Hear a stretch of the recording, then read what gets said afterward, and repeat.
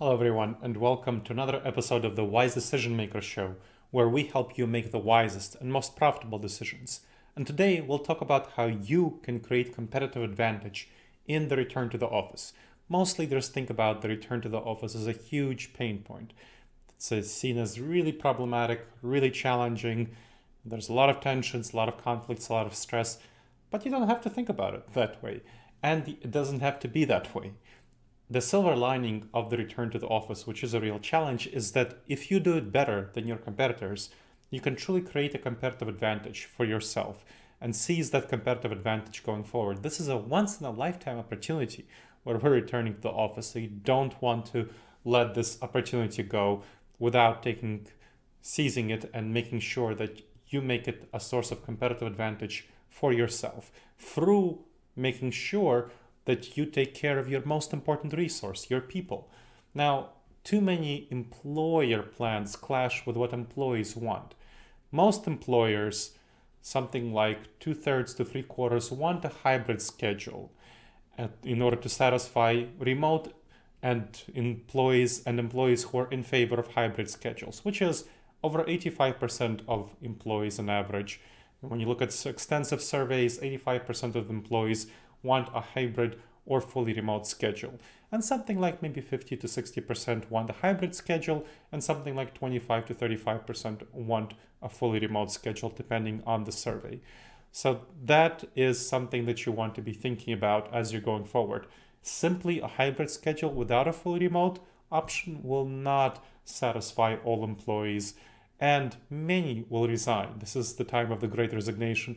Many will resign. According to surveys, 40 to 55% are ready to resign if they don't get their preferred work arrangements. Of course, some of that is going to be fully remote people, some of that is going to be hybrid people. Because unfortunately, there are still many employers who want their employees to go back to the office full time. May sound silly, but that's exactly what's happening.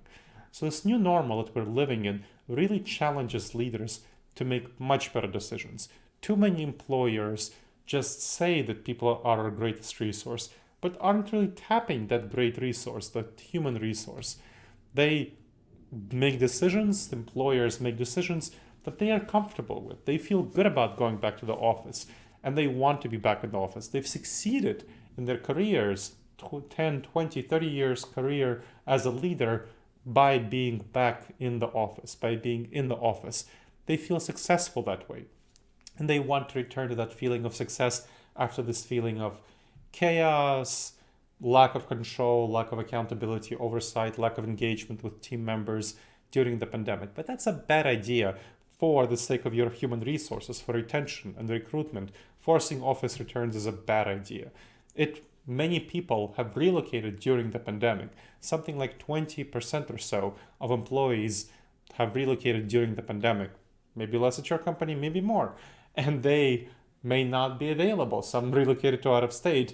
They may not be available to return to in-person work. So that is another thing to think about. Are you willing you'll definitely lose those employees immediately if you try to force them to return to the workplace. And plenty of other employees will look for a new job because they don't want to go back to the office. Certainly not full-time, and many do not want even hybrid. But the best model for most employees is a hybrid model with some fully remote option. Something like maybe 70% of your employees, 70-80% of them being hybrid, coming in a day or two a week, and the rest, something like 10 to 20 to 30%, at least 10% being fully remote. This promotes retention if you have those remote options, and it addresses the concerns over job switching because you can have remote recruitment and retention. So this not only helps you retain folks, but it helps you recruit those people who want to be full-time remote, who are leaving your competitors. Lots and lots of employees are leaving right now. It's the Great Resignation, called the Great Resignation for a reason. So you want to make sure to take advantage of them leaving and recruit this top talent who's leaving, because they're leaving because they know they can find a good job elsewhere. So this is something you want to be thinking about, how you can recruit these folks to your company. So flexible schedules, those hybrid schedules and fully remote schedules help you save quite a bit of money. Labor costs, you'll save on labor costs. It's definitely the case because employees who get their preferred schedule, especially fully remote employees, are willing to take less pay. So those who get fully remote options definitely willing to take less pay than hybrid, and hybrid are willing to take less pay than full-time in the office. So that is something for you to be thinking about. You can make sure to have less labor costs without having less people and less productivity by going forward with fully remote options and hybrid options. And you'll have less real estate. Why do you need all that office space? You need something like 20% of your office space as baseline office space for payroll, leadership offices, and so on. Now, the rest of it is based on occupancy. And if you have a hybrid schedule with some fully remote options, maybe you have people coming in on average of 20 to 30% occupancy compared to before the pandemic.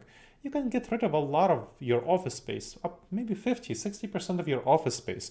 Save a lot on real estate costs and office-based services and products like commercial printers, like the janitors and security. So that's going to be really good for you in terms of savings.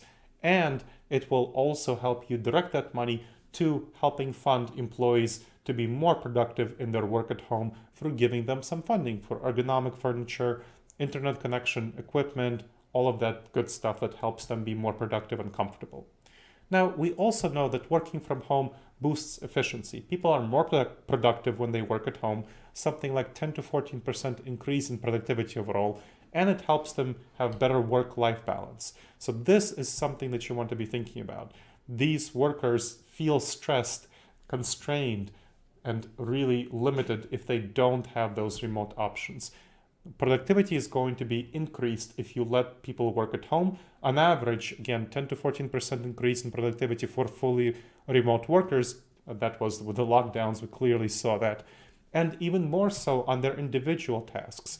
That's great. So they are even more productive on their individual tasks. That is something that you want to be thinking about.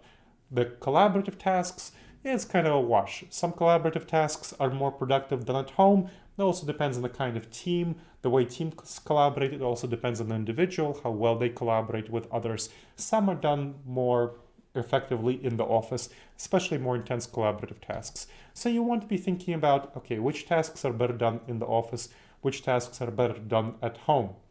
If employees need to collaborate a lot, it's really better for them to be hybrid. And that's something for you to be thinking about. But if employees don't need to collaborate a lot, they can be fully remote. And if some employees who need to collaborate a lot, but really want to be fully remote, if they're worth it, you definitely want to let them be fully remote. So remember, your employees will focus on individual tasks at home. In the office, they'll be doing collaborative tasks. So that's what the division you want to be thinking about. In the office, collaborative tasks, at home, individual tasks, and of course, the large majority of what people do are their individual tasks. Now, the hybrid model with this hybrid first model with some fully remote options helps you address a lot of risks. It allows you to shift your employees. If you have some people who are fully remote and there are various disruptions, you can easily shift to full-time remote for all of your hybrid workforce. That is going to be really helpful for you to be able to shift to a fully remote workforce if there are disruptions. For example, if the Delta surge gets worse in your state. Some states, if you're in Florida, I strongly recommend that you not have anyone coming to your office who you absolutely don't have to be in the office. So most parts of Florida. In other states, the COVID cases aren't that bad yet, but you want to be thinking about, okay, maybe I should be sending my employees back to the office at some stage, back home at some stage, not have them be in the office.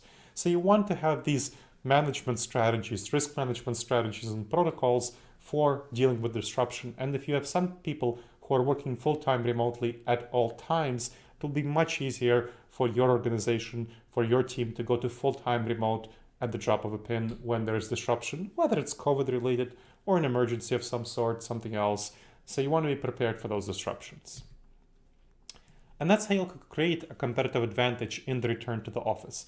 I hope you've enjoyed this episode of the Wise Decision Maker Show. Please make sure to subscribe to this Wise Decision Maker Show wherever you got this podcast, videocast. We're available both in video form and in podcast form. So on iTunes, on YouTube, Amazon, wherever you check this out. Please leave your comments in the show notes. Please review it. That would be great. And of course, send me an email. Share your thoughts about this topic. Gleb at disasteravoidanceexperts.com. So again, Gleb at disasteravoidanceexperts.com. All right, everyone. I hope you've benefited from this episode of the Wise Decision Maker Show, and check out the show notes. There will be lots more research information about these topics there. And until the next time I see you, the wisest and most profitable decisions to you, my friends.